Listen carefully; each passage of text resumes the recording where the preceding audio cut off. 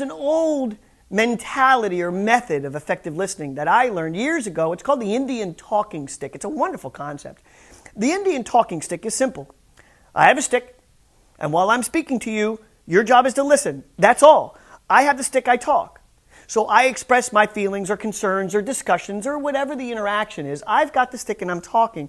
You're not allowed to interrupt, defend, qualify, question, or anything. And then when I'm done talking, I hand you the stick. And this isn't your time now for you to talk and say your piece. It's a time for you to be able to say, John, here's what I heard. And then they voice back what they heard for understanding. Did I get what you said correctly? And then I take the stick back again and I say, yes. One more thing that I believe you may have missed is this. So we have what we call understanding. Actually, Dr. Stephen Covey calls it seek first to understand and then be understood. And this Indian talking stick method does exactly that. It challenges people to focus on the listening side and not the defensive side and the thought side and the reaction side, but the true listening side. And then the stick goes back to the listener and they voice their opinion. And I sit and I listen. And when the stick comes back to me, I make sure I qualify and clarify and make sure I'm understanding you so that by the end of this discussion, we too have a equal and quite frankly, deep understanding of each other.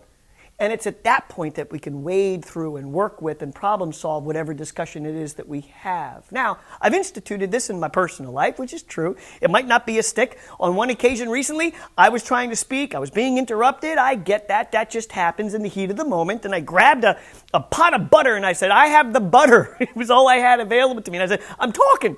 And when I hold the butter, you just listen.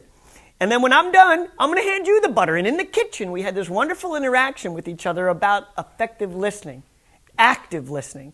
So it is a skill worth working on, not only for your professional life, but your personal life as well. Whether you use an Indian talking stick or a thing of butter or a pencil at the office or a bottle of water we used one time, no matter what it is that you do it.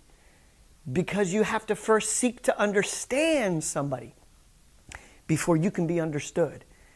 And the art of that is found in listening.